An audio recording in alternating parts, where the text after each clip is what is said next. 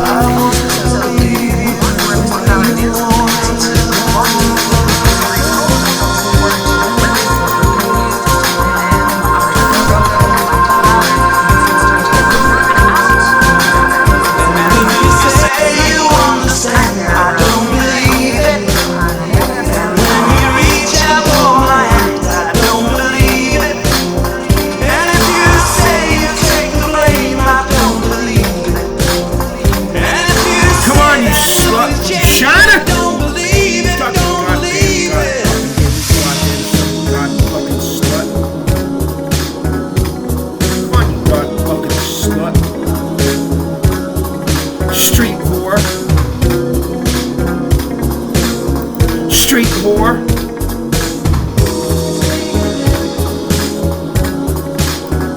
Street whore.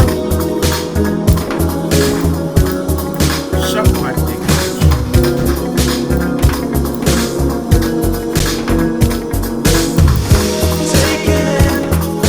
Taking it again. God. Wrapped around the finger of some fair weather. Caught up in the promises left out in the air. No right, taking for a ride.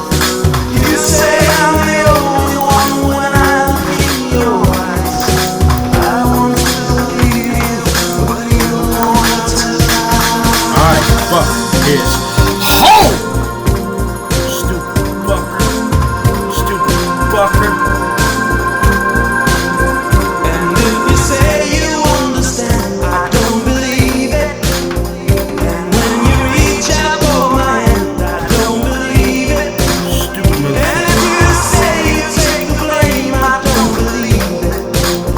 And if you say that nothing changed, I don't believe it, don't believe it.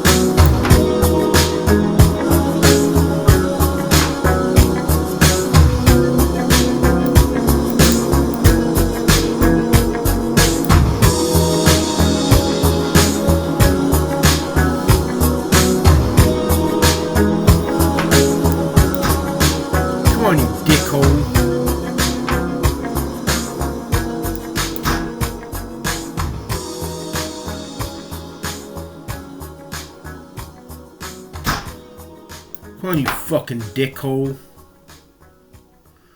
Fucking slut from China. Come on, you Oriental prostitute. You Oriental prostitute. You Oriental prostitute. Slut.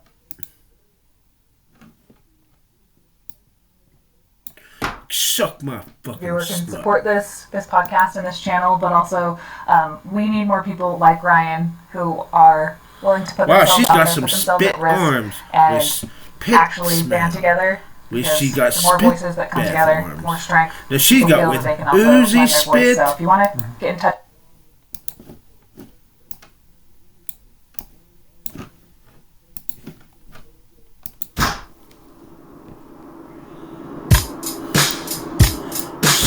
Motherfucking slut.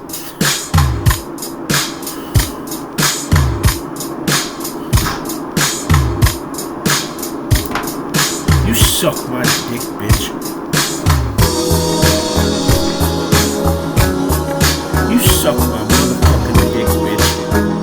You suck my dick, bitch.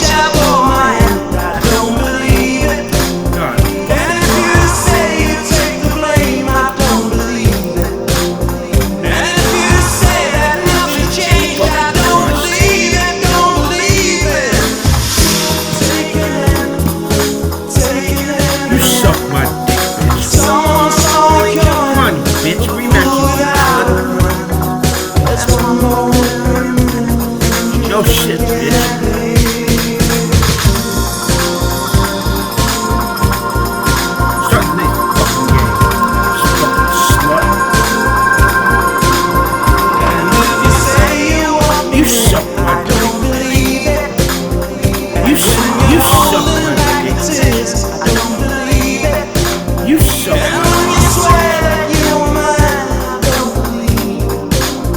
And it shows You it's suck on the my line, I don't believe it, don't believe it. You suck my dick, bitch. You suck my dick, bitch.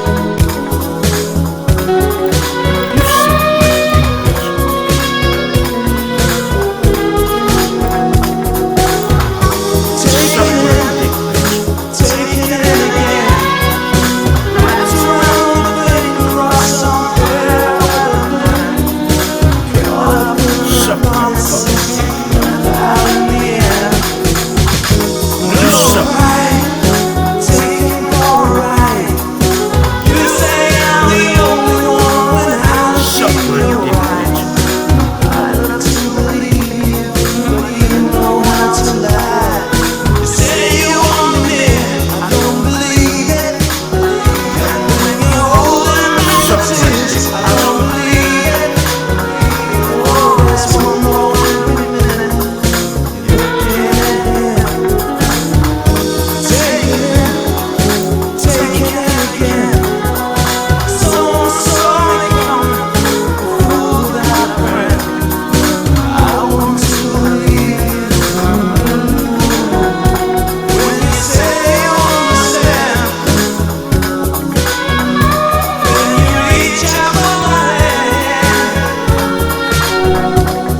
Oh, Suck my motherfucking slut. take it again.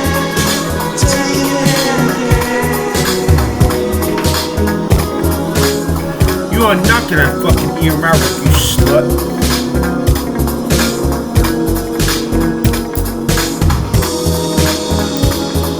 Suck my slut. Fucking slut.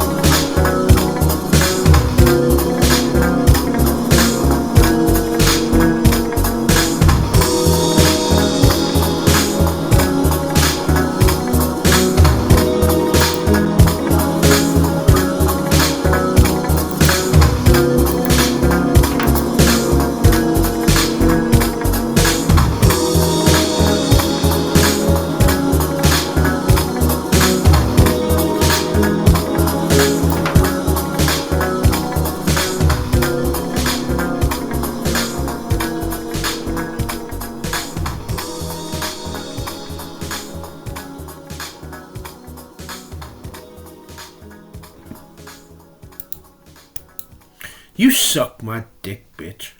You suck my dick, bitch. You suck my dick, bitch. Street whore.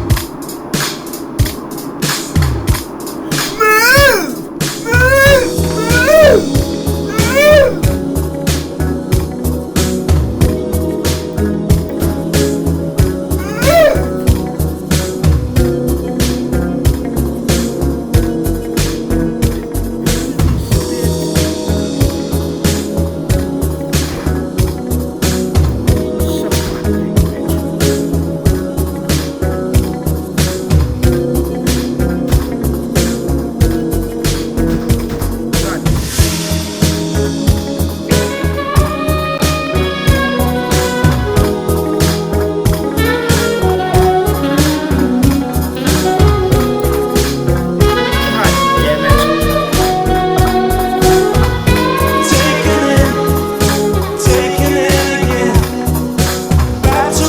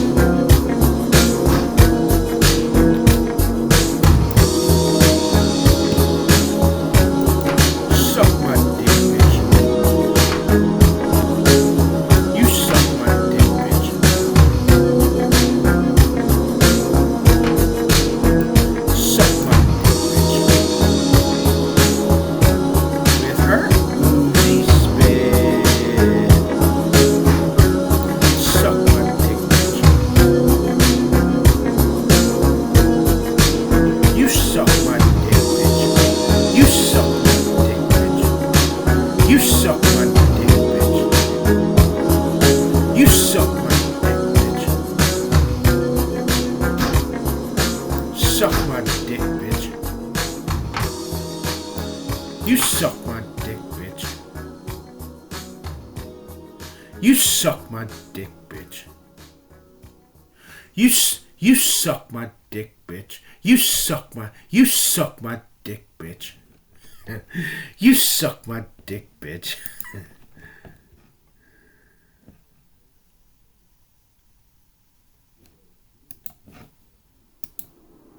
Suck my motherfucking dick. Suck my motherfucking slut.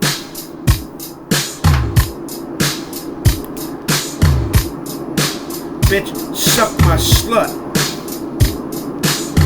Fucking whoremonger.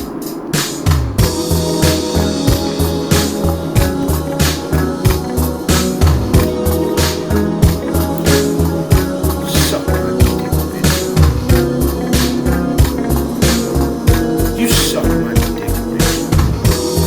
Suck my dick, bitch. Suck my dick, bitch.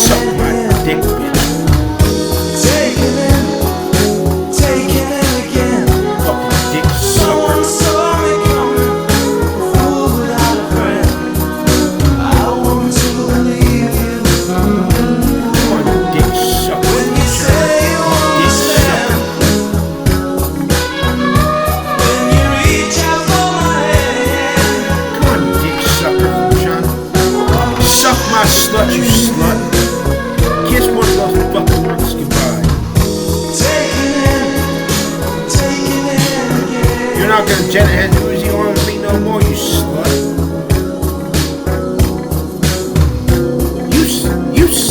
You suck my dick, bitch.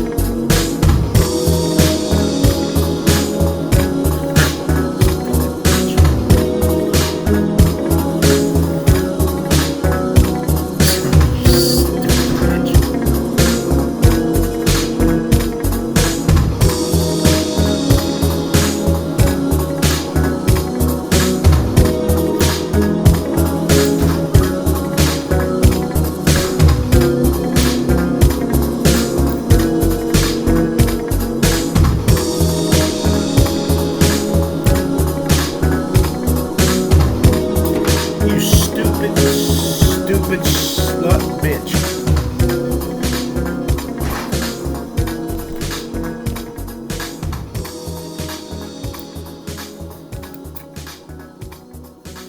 Bitch, suck my dick, bitch.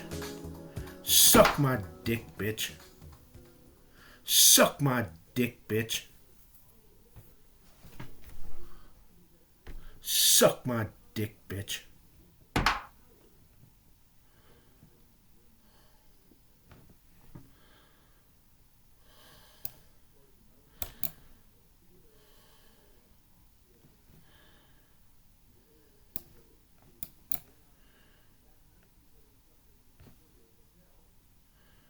God damn it.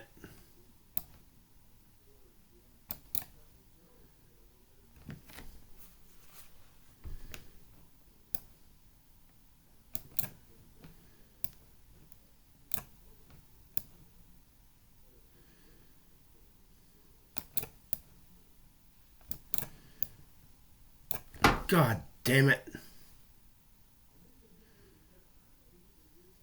God damn it.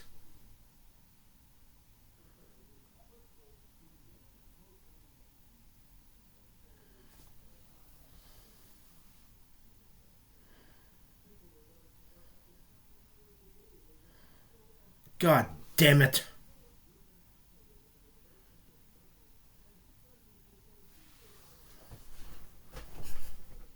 God damn it.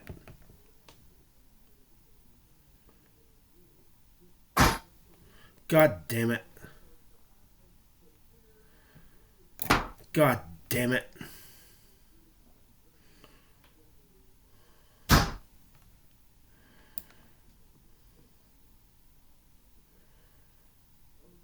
Suck my dick, bitch.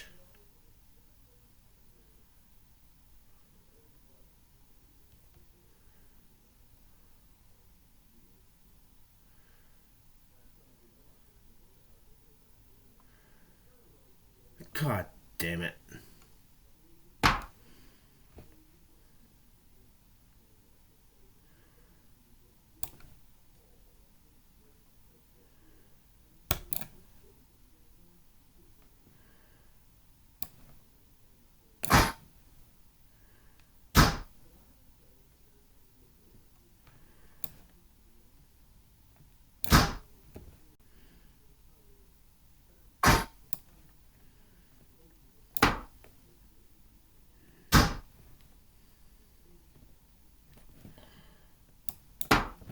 Come on, you dick sucker.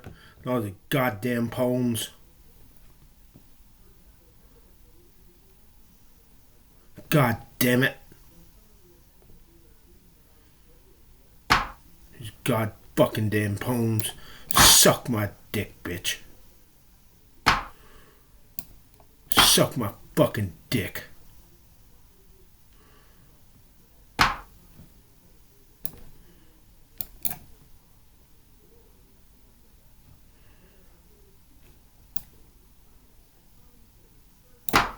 Suck my dick, bitch.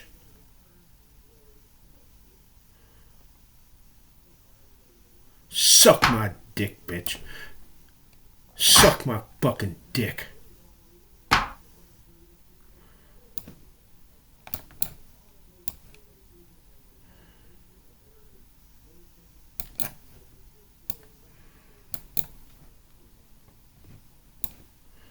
Suck my fucking dick.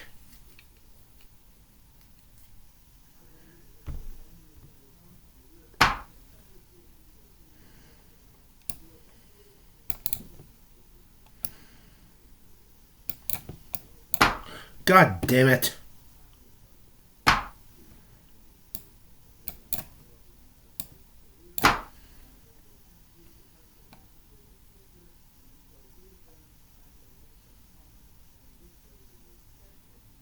Goddamn, these goddamn pones.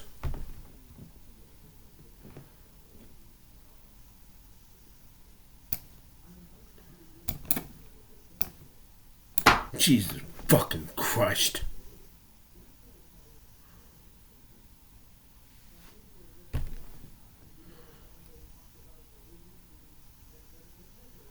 Jesus fucking Christ.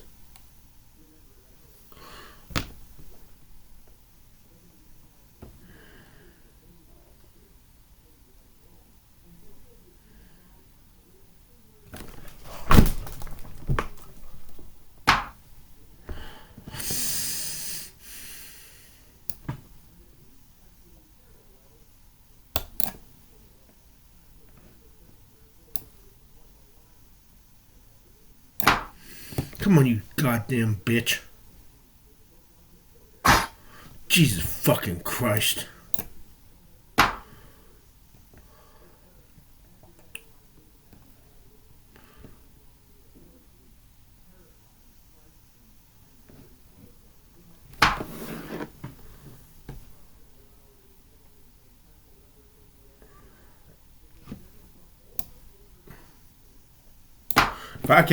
If I can't win, I'll still beat the fuck out of you. Fucking bitch.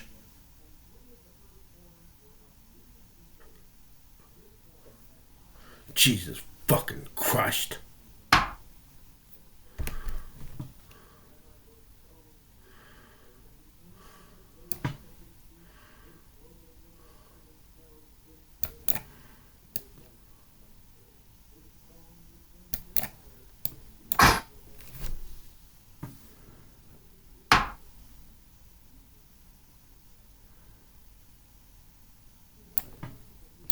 Let's get rid of some of these fucking pones. Fucking bitch. Jesus fucking Christ.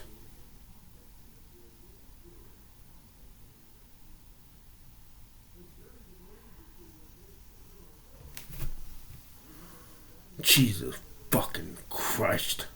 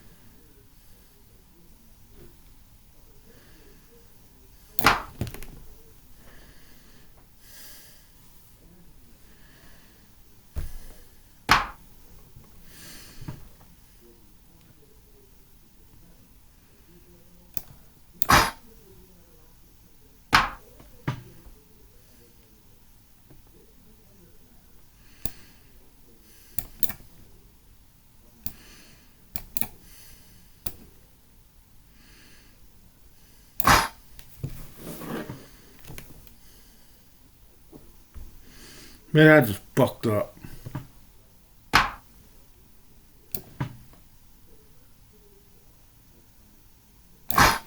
Suck my dick, bitch. Stupid bitch, you fucked up. Stupid motherfucker.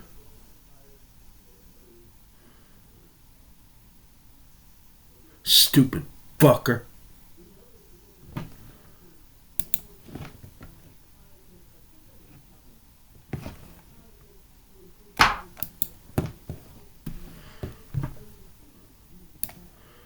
Suck my dick, bitch.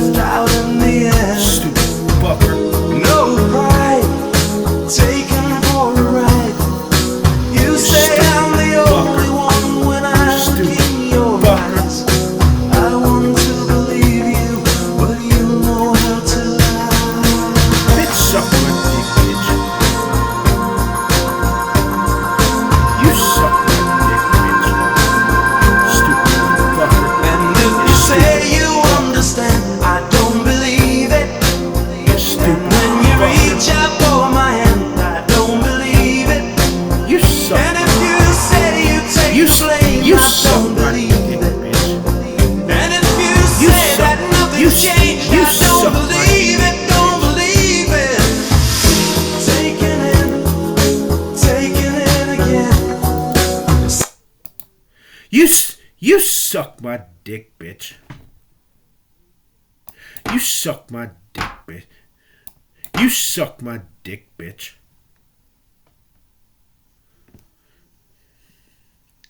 You suck my motherfucking dick, bitch. You suck my dick, bitch. You suck my dick, bitch. You suck my dick, bitch. Suck my slut. You suck my dick, bitch.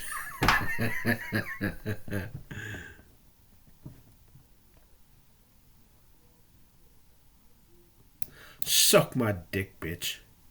I said suck my dick, bitch.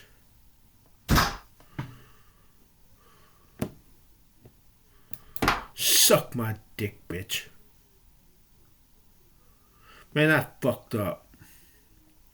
I fucked up. Man, I fucked up.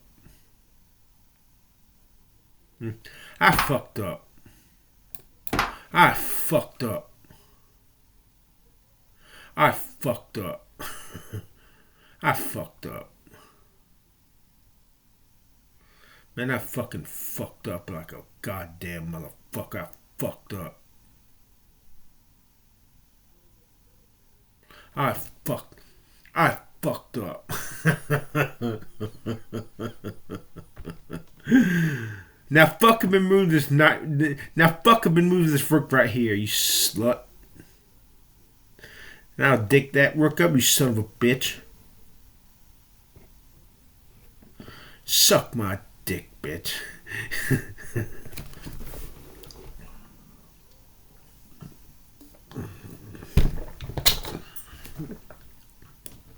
You suck my dick, bitch. Come on, you slut. Would you please move, you slant-eyed slut from China? You oriental prostitute. Slut. Hooker. You harlot. You Chinese harlot from China. Come on, you harlot. Come on, you hooker. That's a fucking lie, you dumb hooker. That's a fucking lie, you dumb hooker.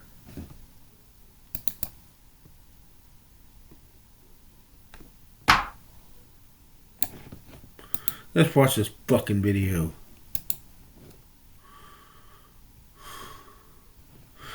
Can you believe this fucking shit? Stupid! Cause I was fucking stupid as fuck. There's a tension in the world that most people feel but rarely examine.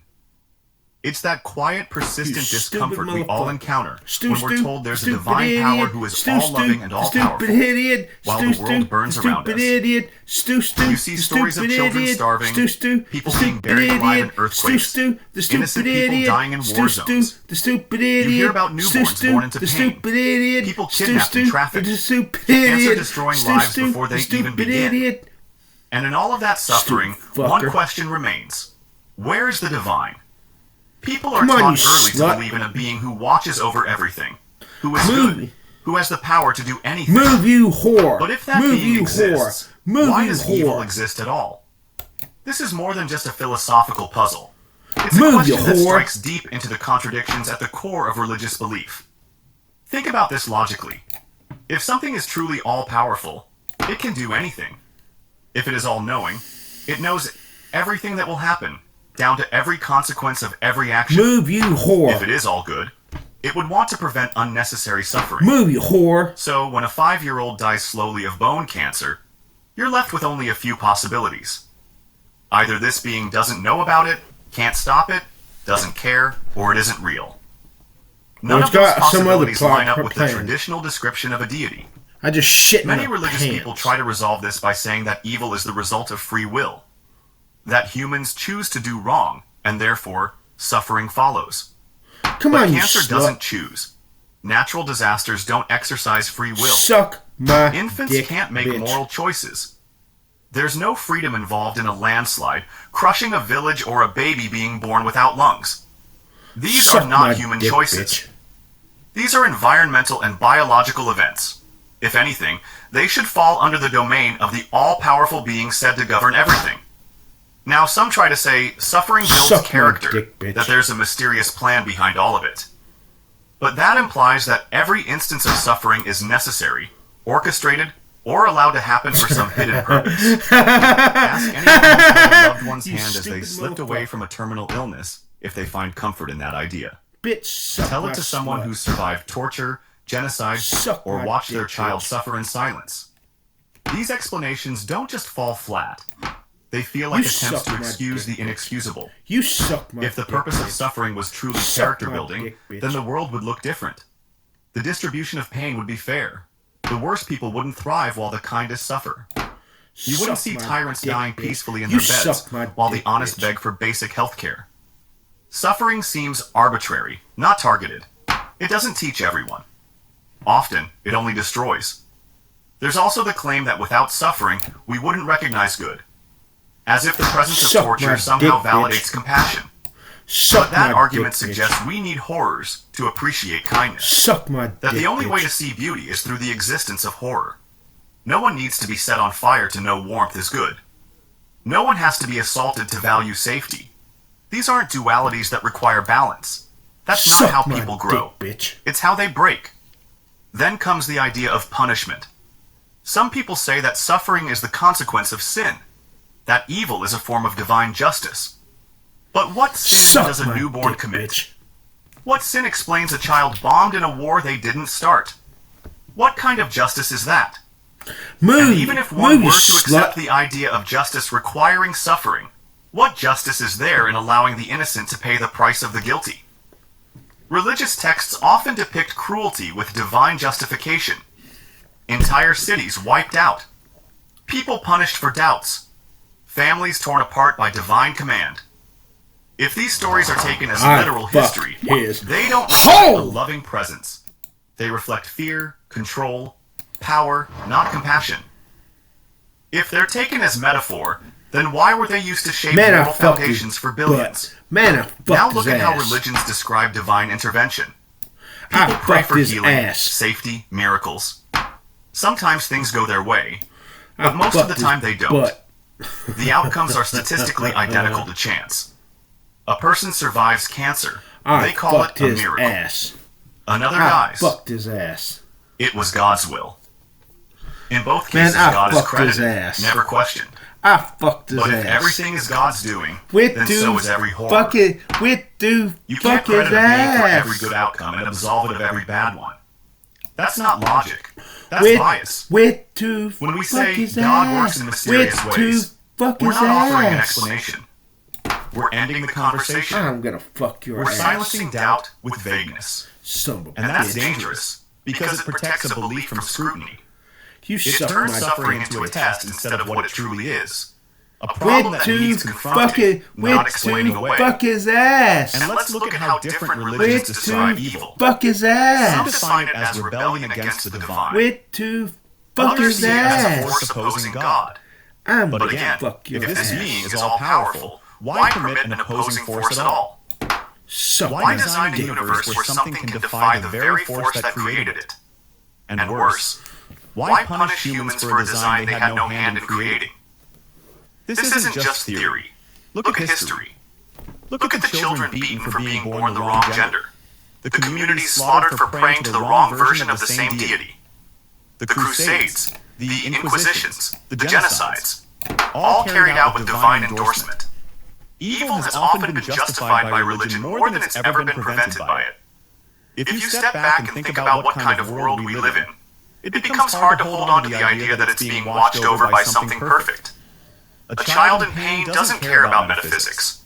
A woman being stoned doesn't find peace in theology. A man dying in a ditch because he can't afford medicine doesn't need a sermon.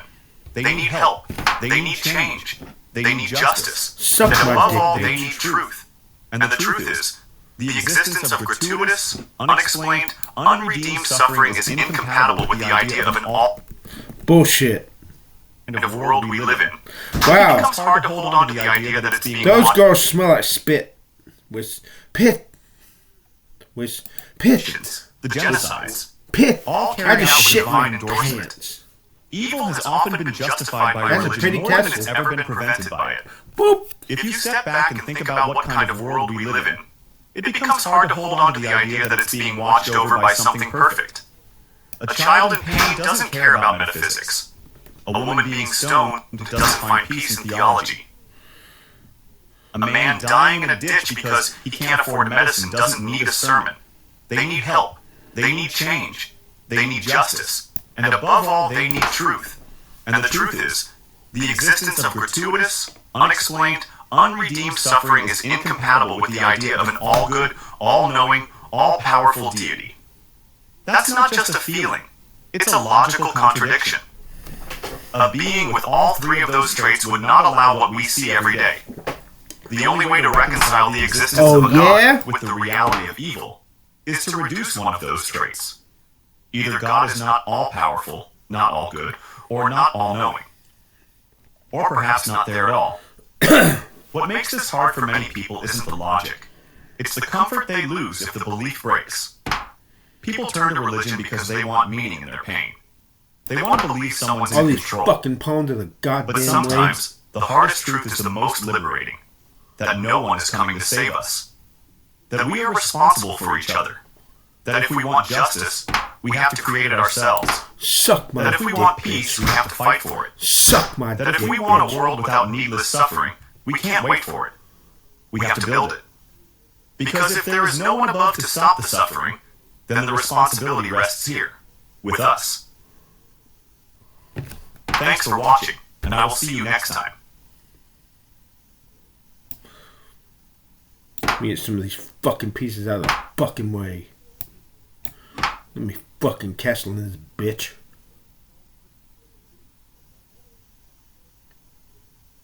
Fuck this shit.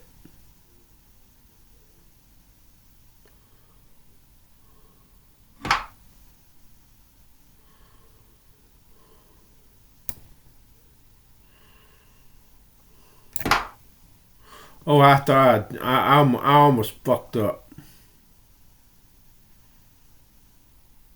Let me get that goddamn fucking...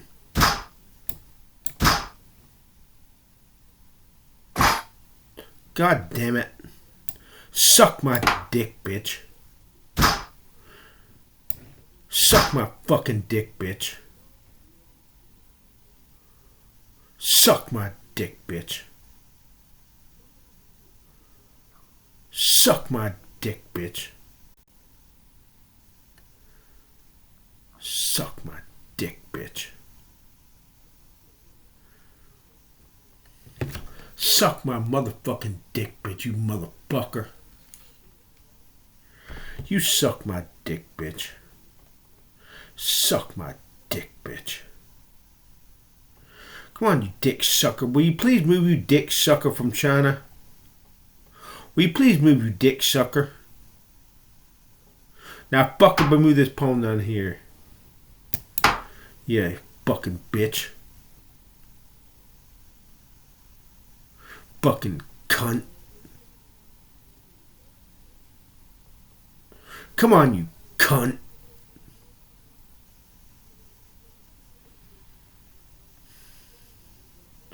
Come on, you cunt. Please move, you cunt.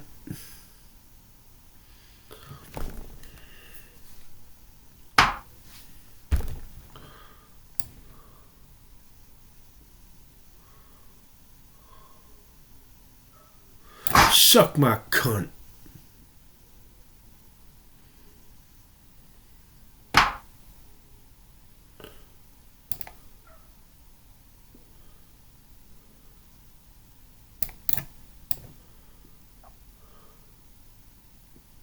Bitch, suck my ass.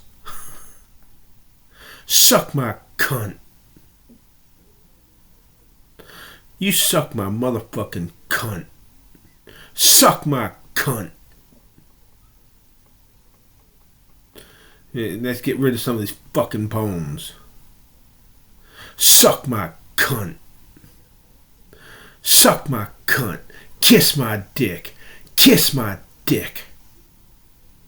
Kiss my dick. Kiss my dick. Bitch, kiss my dick. Kiss my dick. Kiss my dick.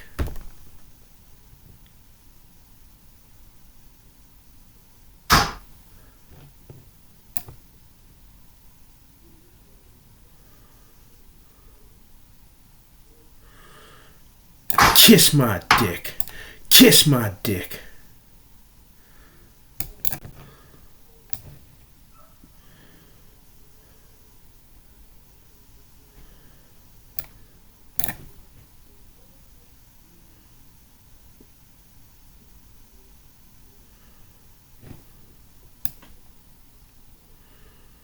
Kiss my dick.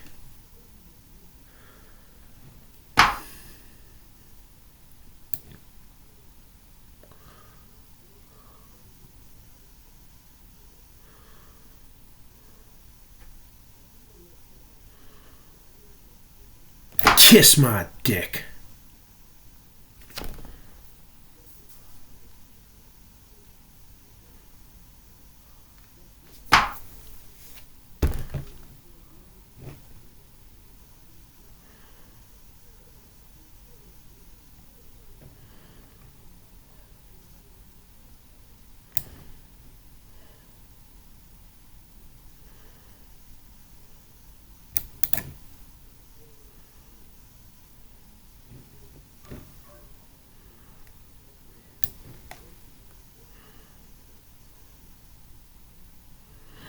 Kiss my dick.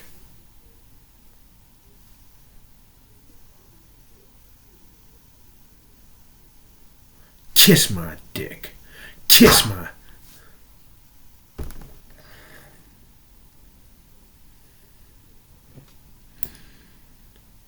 Kiss my dick.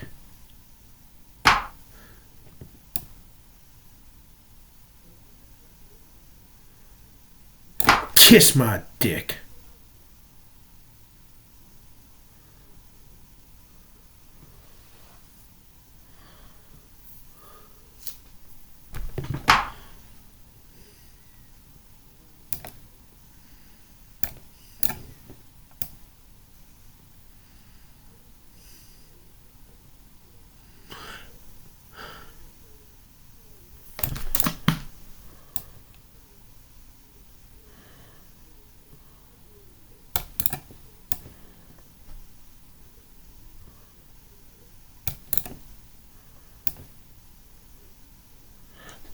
Bitch, kiss my dick.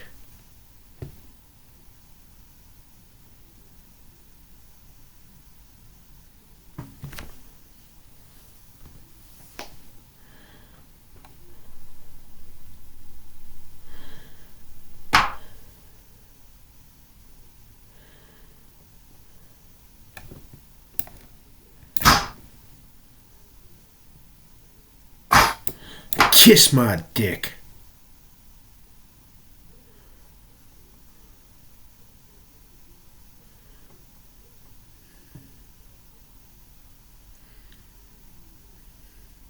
I can get rid of that fucking poem.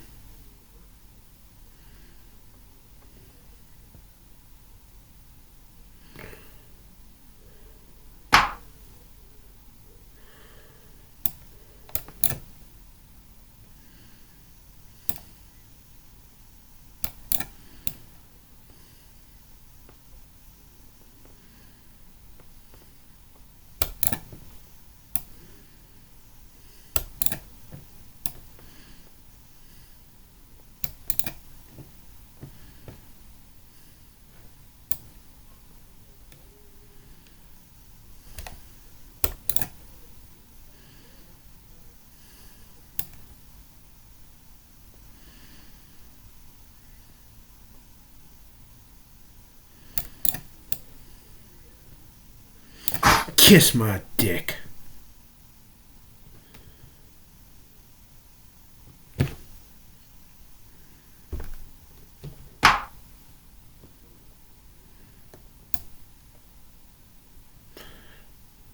Kiss my dick.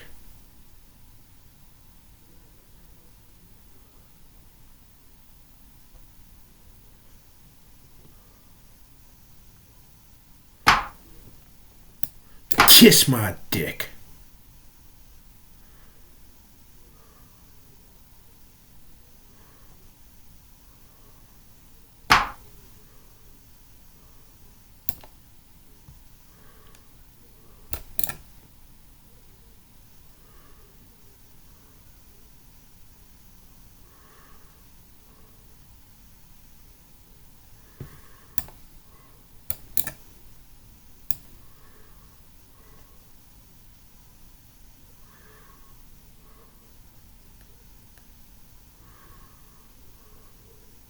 Bitch, kiss my dick.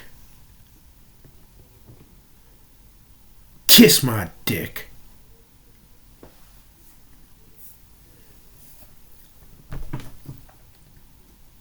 Kiss my dick.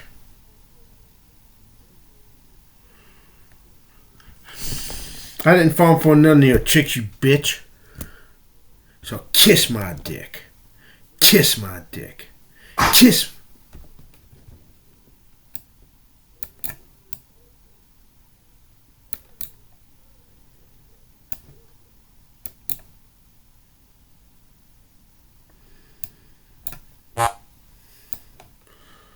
Kiss my fucking dick.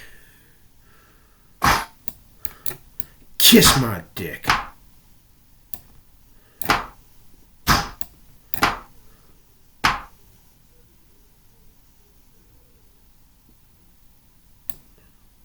Kiss my dick. Kiss my dick.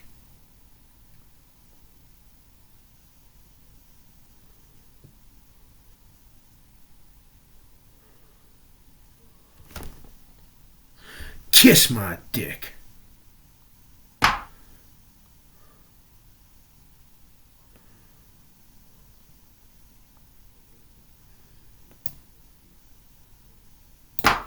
Kiss my fucking dick.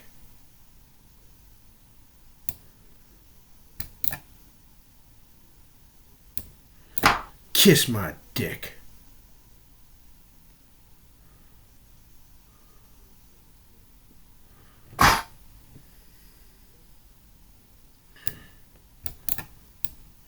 Kiss my fucking dick.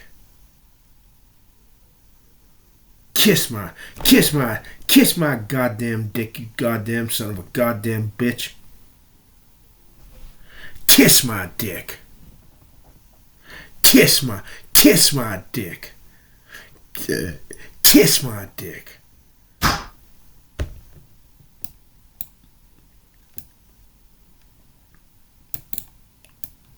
mean, this is goddamn bullshit, what that fucking is. Jesus fucking Christ. Jesus fucking Christ. Jesus fucking cunt goddamn fucking Christ. Jesus fucking Christ.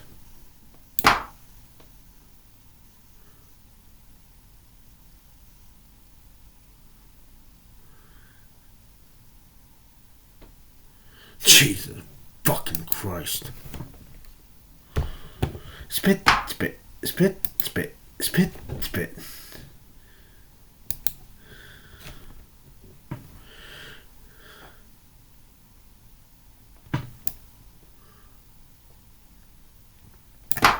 Come on, you bitch.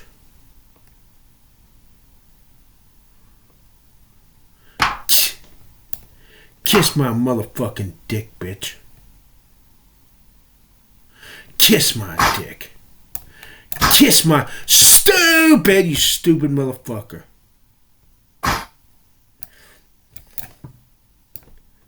Kiss my dick.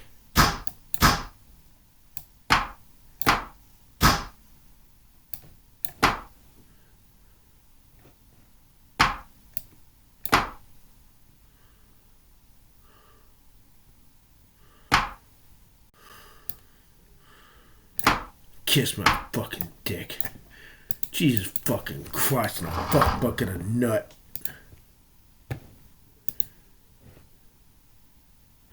Kiss my goddamn fucking dick. God damn it.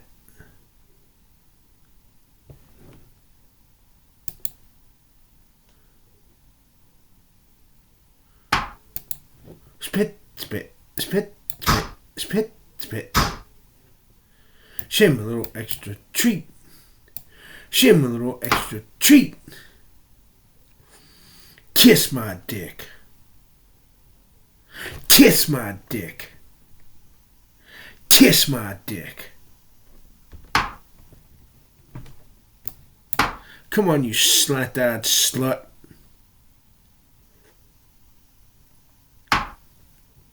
Suck my dick, bitch. Suck my dick, bitch. You suck my motherfucking slut, you fucking slut from China.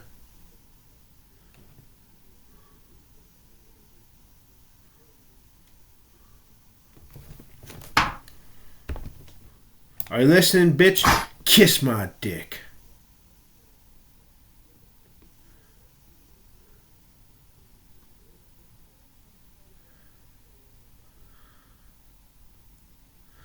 Kiss my dick. Kiss my dick. Dick, dick, dick, dick.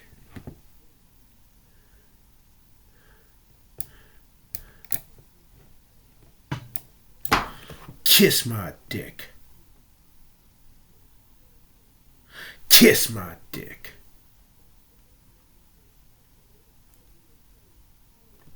Kiss my dick.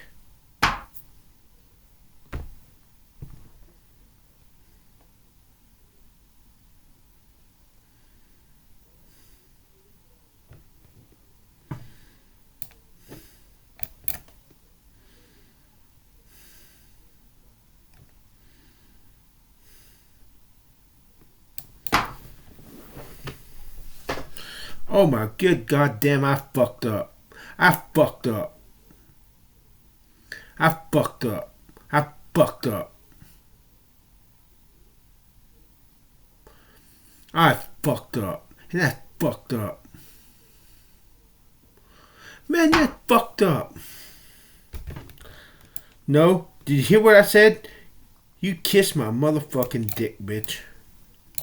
You kiss my motherfucking dick, bitch. You kiss my motherfucking dick, bitch.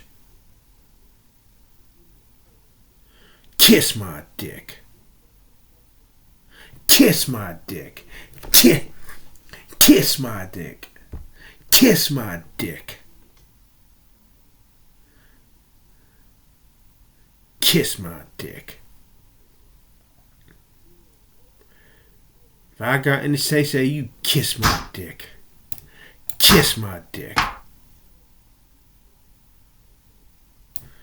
Kiss my dick. Oh, God damn it. Kiss my dick. Oh, God damn, I fuck. God damn, I keep fucking up like a goddamn motherfucker. God damn it. Suck my dick, bitch.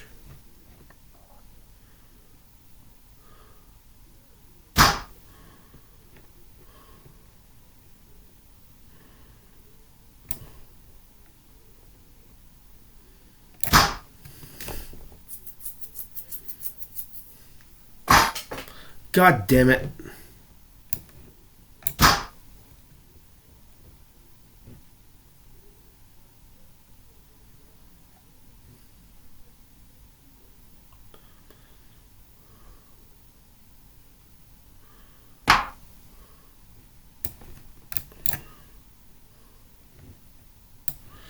Kiss my fucking dick, bitch.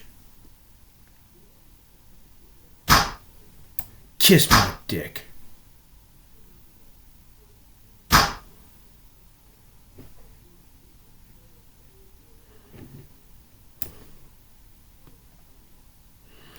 Kiss my dick.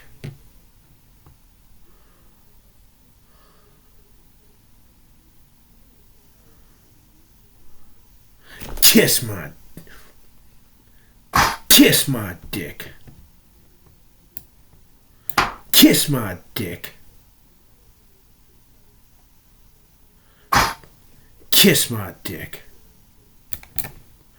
No, kiss my dick. Kiss my dick.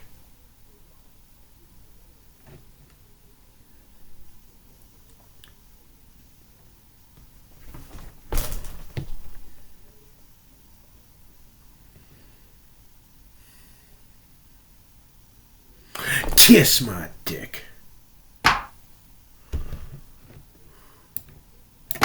Don't even think about you slant-eyed slut.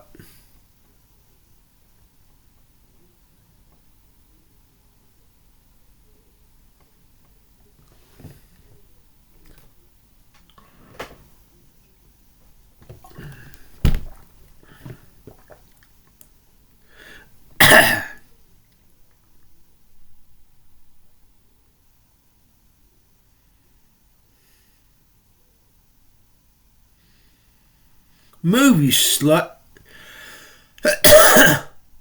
Move, slut.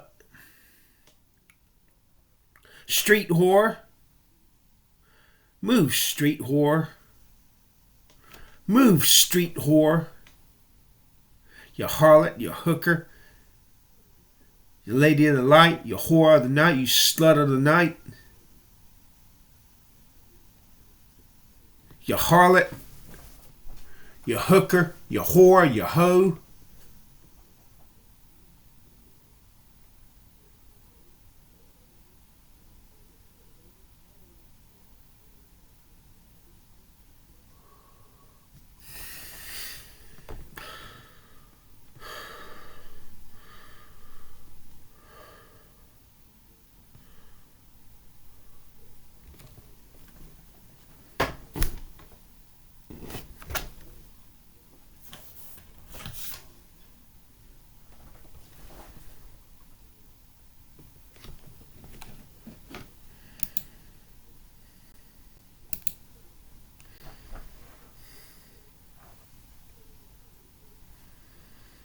Play the goddamn bit, or you goddamn son of a goddamn bitch. Doomsday, bucket. Armageddon, the rapture, the apocalypse, the end times, whatever you want to call it.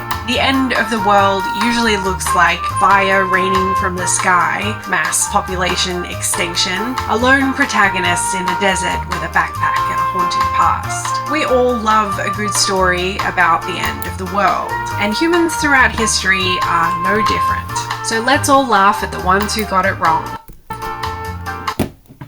We all love a lone protagonist in a desert with a backpack and a haunted past. We all love a good story about the end of the world, and humans throughout history are no different. So let's all laugh at the ones who got it wrong.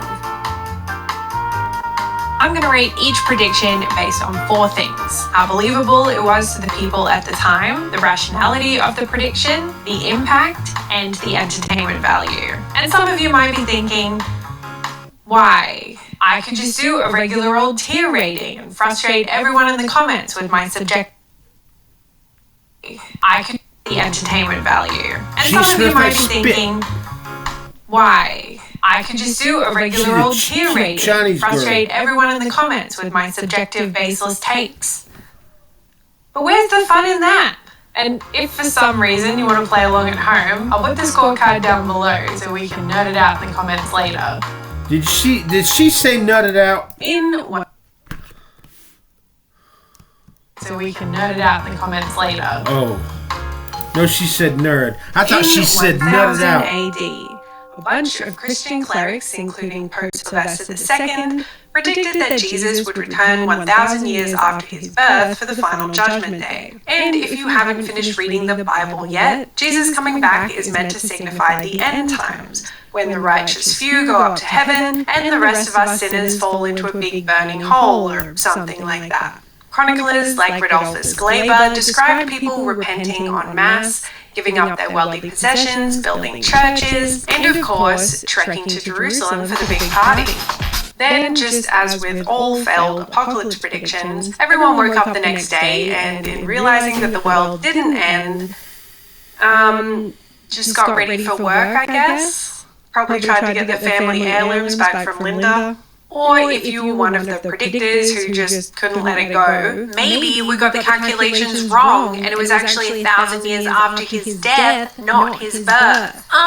So Armageddon is actually going to come in 1033? Duh, of course. Oop, no, that didn't work out either. Our first prediction gets a solid 3 out of 5 convincing Netflix documentaries, because I think it's wholly believable that people at the time would have feared the coming of the end due to widespread illiteracy and developments of the church. Or maybe they were just concerned about the millennium ticking over at a time when there was a lot of social and political unrest. I'm going for 2 out of 5 peer-reviewed rationality, because I think the prediction was based more on religious symbolism rather than science. And their biblical interpretation was pretty basic, to be honest. Ever again. Like, really? 1,000 years after Jesus? And affect the whole goddamn Chinese because the number sounds politicians, nice. leaders. I wonder if this will become a trend. It's hard to judge the true true impact of this prediction because many historians believe the reports of people freaking out were exaggerated. There was a decent amount of Europe that was under Christian influence at the time, but it's hard to know if the prediction was formalized and widely distributed. Also, when the prediction failed, there was no major social collapse or exodus from the church. So it gets a modest 3 out of 5 Joe Rogans from me. And lastly, this one gets 2.5 out of 5 pet rocks for entertainment. Because, yeah, medieval apocalypses had all that fire and brimstone, but I still wouldn't pay to see it in theaters. You just know that shit's going straight to DVD. Does anyone even watch DVDs anymore? What's your DVD equivalent? Prime. Bringing the first big millennial panic to a total of 10.5 out of 20, or a tier rating of D. Yay.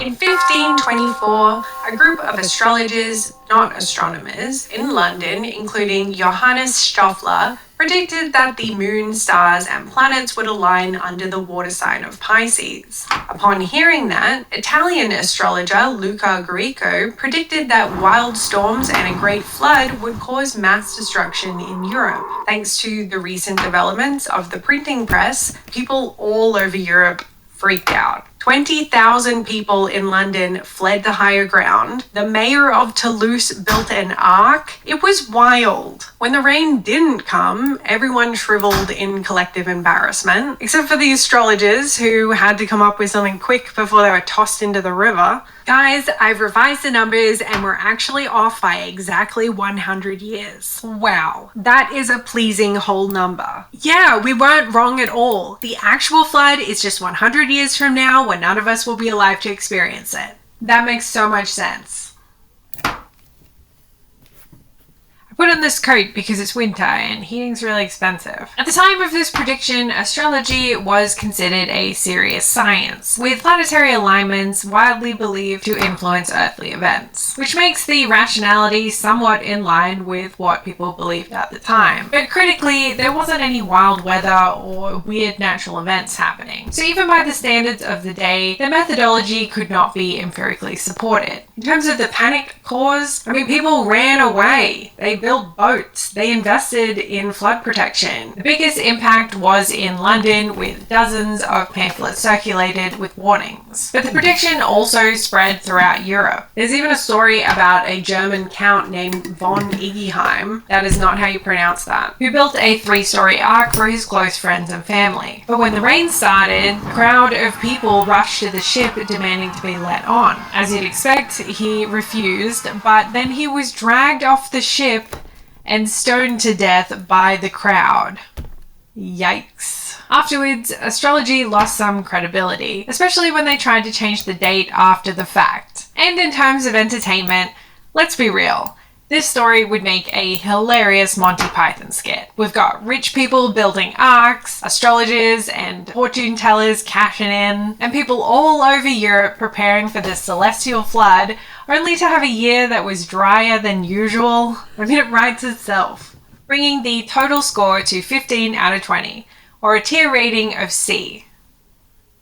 Let's fast forward to 1806, in the town of Leeds in England, where a prophetic chicken began laying eggs with "Christ is coming" written on them. People lined up around the block to see the divine doom shells, until it was revealed that the farmer, Mary Bateman, was riding on the eggs and then shoving them back inside the chicken.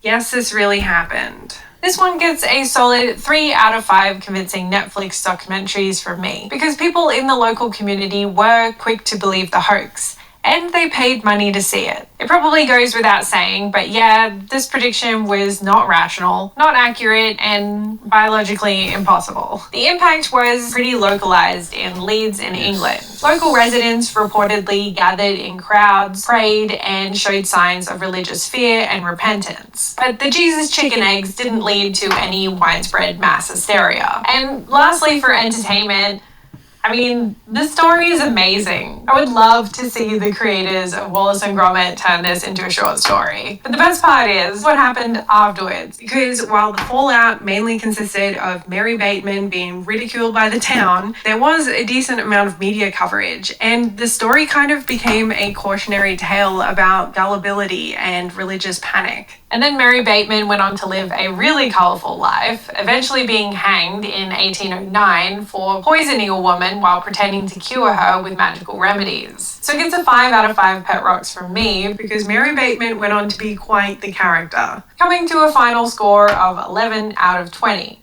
or a tier rating of D. In the early 1840s, William Miller, a former farmer turned preacher, predicted that Christ would return in 1843. Christ will return in 1843, but later revised it to October 22nd, 1844. Actually, I meant October 1844. Tens of thousands sold their belongings, abandoned their revised it to October 22nd, 1844. Actually, I meant October 1844. Tens of thousands sold their belongings, abandoned their farms, and followed him around in white ascension robes. When nothing happened, the event was dubbed the Great Disappointment.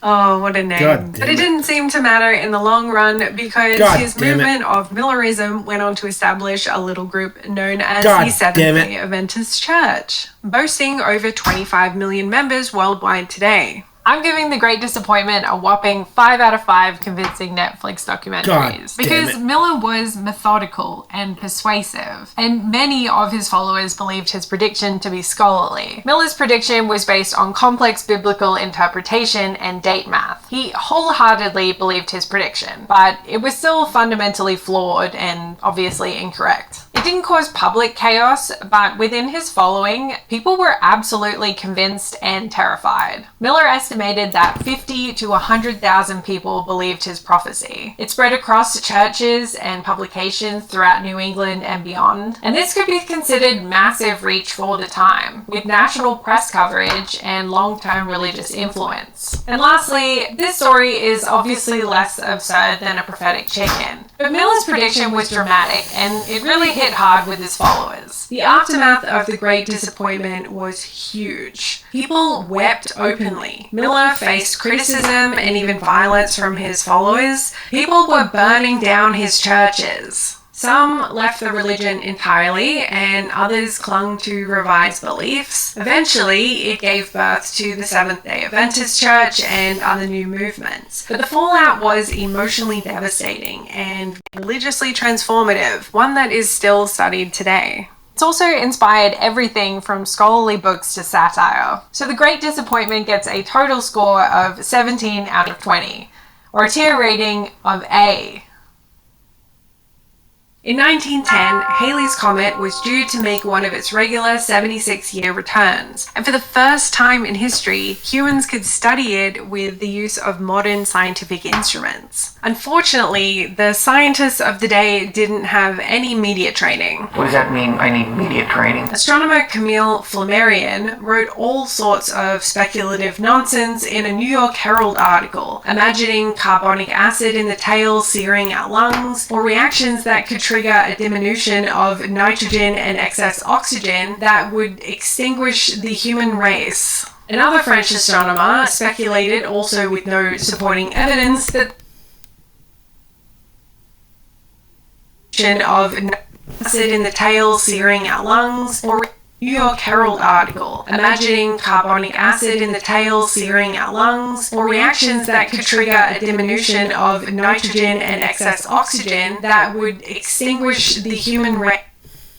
Of nitrogen and excess oxygen that would extinguish the human race. Another French astronomer speculated, also with no supporting evidence, that the tail might somehow produce a barrage of X-rays and cause all the water vapor in the atmosphere to condense at once, triggering the biggest flood the world has seen since Noah. Oh yeah, the big Noah flood. Sure. Let's just reiterate. There was no evidence that these things could happen. These scientists were just talking some shit for the newspapers. Then on February 7th, serious scientists doing something that these things could happen. These scientists were just talking some shit for the newspapers. Then on February 7th, serious scientists doing something called spectral analysis found that the comet's tail contained cyanogen gas, a deadly poison. Astronomers tried to explain that the gas was incredibly diffuse and posed zero actual threat. But newspapers saw an opportunity for cue the panic. People bought anti-comet pills, gas masks, and comet insurance. Hucksters sold bottles of comet-proof air. In some cities, churches filled up with families waiting for the end. There were some people who even lowered themselves into wells or hid in caves. When the Earth passed through the comet's tail, of course, nothing happened. And look, I'll give it... even lowered themselves into wells or hid in caves. When the Earth passed through the comet's tail, of course, nothing happened. And look, I'll give it to the people of the day. Science was still new. People didn't know how comets worked, and actual astronomers did discover cyanogen gas, which is a deadly poison. There were a few key figures who really did not understand the importance of ethical science communication. So while the accuracy of the comet science was sound, the doomsday prediction was based on astronomers like Flammarion saying the quiet part out loud, with seemingly no awareness of the panic that it could cause. The media also added fuel to the fire and wouldn't listen to the facts. In terms of impact, there was widespread anxiety, people praying to be saved, and snake oil salesmen profiting all over Europe and the US. Thanks to newspapers and telegraphs, panic spread across continents. It's one of the first global science-based apocalyptic scares. Thankfully, there was no longer-term damage from this prediction. Most people just moved on. Some scientists mocked the panic, and others used it to push science education. And look, I don't care what you think. I'm giving this one a 5 out of 5 pet rocks for entertainment, because I just love the idea of people selling air. Like, this was just last century. What? People in Japan are doing that? Capitalism's gone too far! When the comet returned in 1986, Leland Jensen predicted it would be pulled into the Earth's orbit, causing widespread destruction. Spoiler alert, it wasn't. And that leaves the Halley's Comet panic with a total score of 15 out of 20, or a tier rating of B. The 1990s. A glorious time of mainstream rock music, indestructible phones, and dot-com bubble bros. I was still just a kid, but I distinctly remember my neighbor coming over to tell my mum to fill our bathtub with water. It was the 31st of December, 1999, the year that we entered a new millennium, the year that all the computers were supposed to malfunction, the year that the world was going to end. And sadly, it did. Just kidding, everything was fine, at least for another year. The planes kept flying, the power remained on, and the nuclear missiles stayed safely snuggled in their underground bunkers. Y2K. No, it's not Elon Musk's 47th child. Y2K stands for year 2000, and it refers to a bug in the way older computer systems stored dates. See, to save memory, many programmers had coded years as 2 digits instead of 4. So for instance, 1984 was just 84, and 1999 was 99.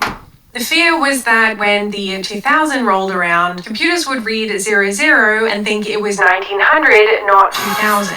And as a result, every computer in the entire world would explode at the exact same time. Gotcha. The fear was that all the technology that we rely upon every day would just suddenly stop working. In a response to this existential threat, people stockpiled food, pulled money out of their bank accounts, and bought generators like it was Black Friday at Apocalypse Mall. But at the end, nothing really happened. Not because we all overreacted, but because a ton of engineers worked their asses off to save the world. Governments and companies spent over $300 billion globally, updating code, testing systems, and patching vulnerabilities. Some computers had minor issues, but the world didn't end. We had successfully avoided the apocalypse. Go team! Amidst the optimism for the internet and a bright tech-filled future, Y2K reminded us just how fragile all of this is. So this was a real problem with older code systems. The warnings were grounded in technical logic, and experts were genuinely worried. This prediction was entirely believable, especially if you worked in government or tech. The prediction didn't come true, but it might have, if not for the intense preparation. Some argue that the panic actually prevented the problem. So the prediction was not irrational, just successfully avoided. I'm giving Y2K 5 out of 5 Joe Rogans for impact. That's a weird sentence. This prediction was truly global. It wasn't a full-on panic in the streets, but there was widespread anxiety, preparation, and global awareness. We're talking banks, militaries, air traffic control systems, governments, all making serious moves. Post Y2K, critics claimed that it was all overblown, but others pointed out the massive efforts that went on behind the scenes that really saved everyone. It was billions of dollars spent, corporate audits, even new legislation. It was a pretty big deal. And maybe I'm biased because it happened when I was a kid, but the sheer scale of this millennium tech crisis is absolutely going to get plenty of movie iterations in the future. Just think of all the nostalgia. The computers, the brick phones, the nostalgia. And it's for those reasons that the Y2K prediction gets the highest score that we've seen so far, with a total score of 19 out of 20, or the almighty S tier. Following increased terrorism attacks and the 2008 financial crisis, the years leading up to 2012 saw the spread of an apocalyptic theory known as the 2012 Mayan calendar apocalypse. And more than 100 San Diegans are preparing for the end of the world. People thought that because the Mayan calendar ended on December 21st, 2012, that this was the Mayans predicting the end of the world. To some, that meant total destruction. Solar flares, planetary alignment disasters, rogue planets like Nibiru, black holes, you name it. But here's the thing. Mayan scholars never actually said the world would end. The calendar wasn't stopping, it was just resetting. Because the Mayans used a long count calendar, a sophisticated system that tracked time in massive cycles. September 21st, 2012, that wasn't doomsday, that was just the end of the Baktan, a 144,000 day cycle. To the Mayans, time wasn't linear like ours, it was cyclical, like seasons, or vinyl records. One track ends and then the next one starts. So when the calendar hit 2012, it was less, bye everybody, and more like, you've hit the 13th season of Earth, would you like to play the next season? 3, 2, too bad, it's already started. The whole Mayan doomsday thing, that was just us, modern people with modern fears, projecting our linear apocalyptic thinking onto a culture that never saw time that way. Did knowing any of this stop the panic? Of course not. The theory spread like wildfire online, in documentaries, and even in classrooms. Some people prepped bunkers, others meditated en masse for planetary rebirth, and of course, Hollywood jumped on the bandwagon with the Roland Emmerich disaster film 2012, which featured the literal Earth cracking apart like a dropped cookie. Then December 21st came and went, and we were all still here arguing on the internet. In terms of believability, this prediction was not very credible among experts, but enough armchair research made it feel plausible to the general public. But the prediction was based on a total misunderstanding of Mayan timekeeping, so nothing about it held up academically. Okay, it was completely irrational really, but nicely wrapped in ancient aesthetics. Like it sounded cool, I guess. In terms of impact, there were isolated panics. Some people built shelters, stocked food, or even abandoned their homes. But most people just reacted with memes and jokes. Earthquakes, tidal waves, floods, monsoons, alien attacks. The world is in the people, and that means one thing and one thing only. I can save you money. It's our 2020. I'd say it was more curiosity. Monsoons, alien attacks. The world is in the people, and that means one thing and one thing only. I can save you money. It's our...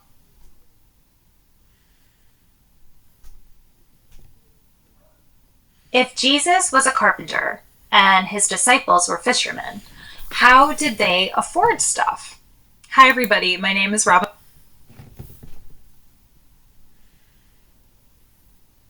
Athletics. Like it sounded cool, I guess. In terms of impact, coast to coast, shore to shore, border to border, and around the world, it is time to...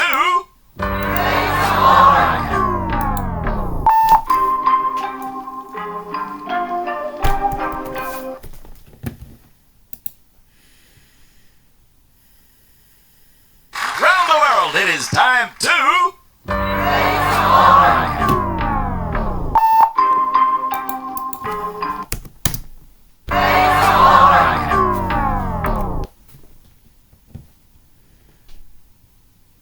It is time to...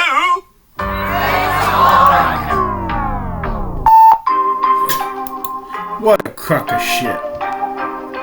Under bright lights and a wake that could house a small city, Jan and Paul Crouch were the faces of the Trinity Broadcasting Network, What a the crock largest of Christian shit. TV network in the world that's labeled as a nonprofit with the IRS.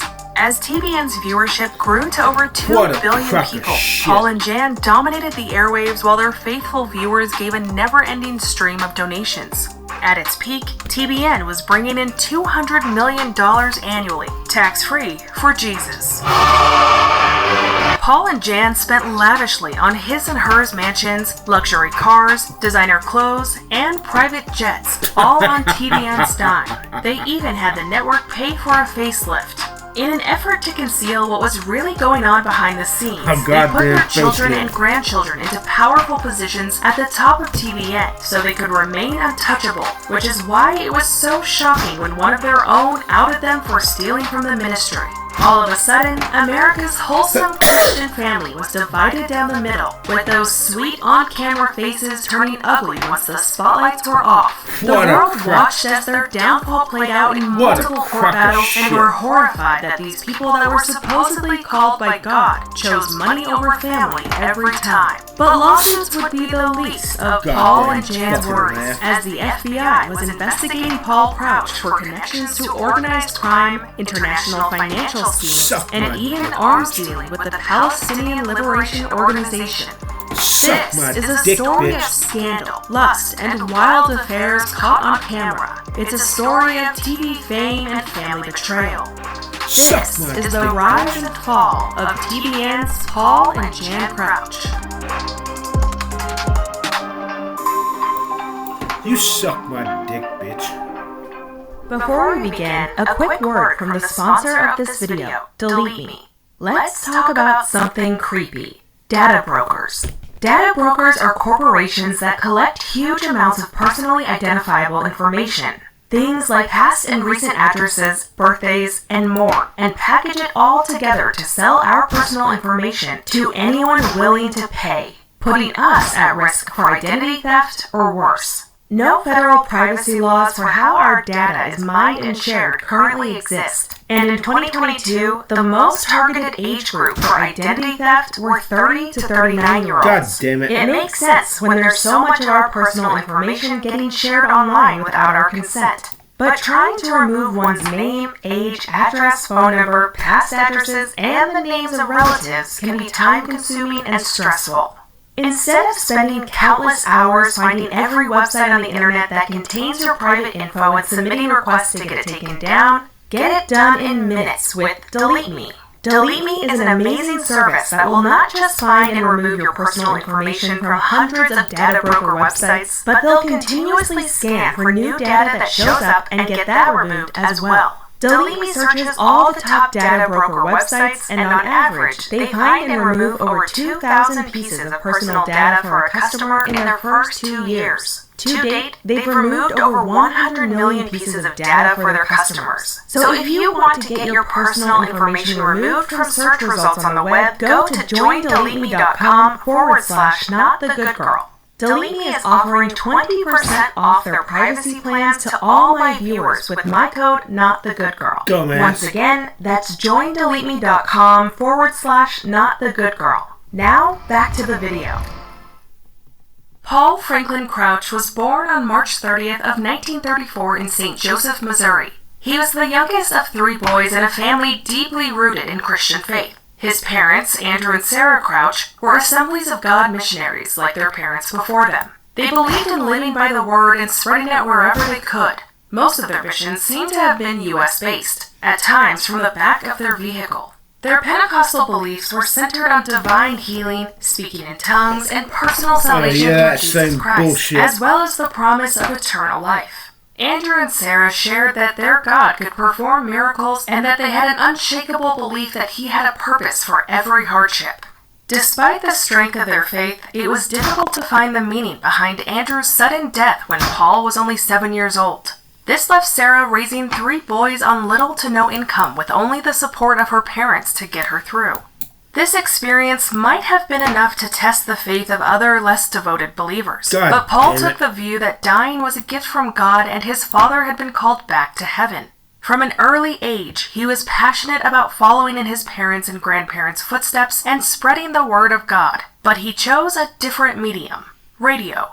Not long after Andrew died, Paul told his mom he was going to become a radio host to share the good word over the airways. After finishing high school, he enrolled at Central Bible College in Springfield, Missouri. CBC was an Assemblies of God institution which was built to train the next generation of preachers and missionaries. In 1955, he graduated with a degree in theology, but it wasn't the classroom lectures or a certificate that left the biggest mark on his future. It was a girl named Jan. Janice Wendell Bethany was born on March 14th of 1938 in New Brockton, Alabama. As the daughter of a reverend, her life revolved around faith. Her father left the biggest mark on his future. It was a girl named Jan. Janice Wendell Bethany was born on March 14th of 1938 in New Brockton, Alabama. As the daughter of a reverend, her life revolved around faith. Her father, Edgar Bethany, was a pastor affiliated with the Assemblies of God and the founding president of Southeastern University in Florida. Unlike Paul's early years, Jan's childhood was much more stable and privileged. While Paul's family lived with the uncertainty and hardship of missionary life, Jan was raised in a well-respected ministry family which came with status, financial security, and a clear path laid out in front of her. As a preacher's daughter in the Deep South, there were clear expectations of how she should behave, how she should look, and what role she would play in the future. From an early age, Jan was taught how to carry herself in public and how to present the perfect image of a supportive and godly woman. It was the unspoken understanding that the highest aspiration for a girl like her was to marry a pastor and then raise one. But Jan wasn't like other preachers' daughters. She knew she would never be satisfied playing a background role, and while she was okay with the motherhood part, she also wanted to be a star with her name in lights. As a teenager, everyone who knew Jan recognized her flair for drama. When the other girls at church were dressed modestly, she would put on a full face of makeup and perfectly style her bleach blonde hair. Jan made sure she left an impression, and it was clear even then that she wasn't going to be content standing quietly behind anyone. But Jan knew that if she wanted to live life on her terms, she needed to get out from under her parents' control and make her own way. After finishing high school, she enrolled to study at Evangel University in Springfield, which was right down the road from where Paul was studying at CBC. Jan and Paul officially got together during college, but their story began years earlier when they both attended a church camp in Rapid City. In a 2007 newsletter, Paul wrote about that first meeting, saying, quote, "Heads turned, especially the boys, as a slight, beautiful angel seemed more to glide than walk toward the front of the auditorium. Head down, timid it seemed to me, yet the bright red dress contrasted with the retiring, even shy demeanor of this stunning young lady." End quote. After that first meeting, Paul learned that Jan was enrolled to study at Evangel. He took it as a sign that his God had brought them together. A few months later, Jan invited Paul to watch her sing at a church event. And as they say, the rest is history. 2 years later in 1957, they tied the knot. By then, Paul was already well into his broadcasting career after helping to build a college radio station. In the same year he and Jan got married, Paul became a radio announcer at KRSD in South Dakota. It was clear that Paul had the X factor for radio with his polished voice, energy, and the ability to make people feel like he was speaking directly to them. It wasn't long before he was promoted to program director and then manager of KRSD's TV division. In 1961, Paul was working for the Assemblies of God organization. They directed him to establish their TV and broadcasting department in Burbank, California. The network produced low-budget films which were focused on church missions and audiovisual materials which were sold and distributed through the AOG Church Network. Over the next 7 years, Paul also managed various religious radio stations in California. Meanwhile, Jan hadn't lost her desire to become a star in her own right. She was waiting for her moment to shine, but first, there was a more traditional role she needed to play. While Paul was making a name for himself, desire to become a star in her own right. California. Meanwhile, Jan hadn't lost her desire to become a star in her own right. She was waiting for her moment to shine, but first, there was a more traditional role she needed to play. While Paul was making a name for himself in broadcasting, While Paul was making a name for himself in broadcasting, Jan gave birth to the couple's 2 sons, Paul Jr. and Matthew. In the early 1970s, Paul and Jan crossed paths with Jim and Tammy Faye Baker, who were riding a wave of success with their 700 Club program airing on the Christian Broadcasting Network. Although Paul was only 4 years older, Jim and Paul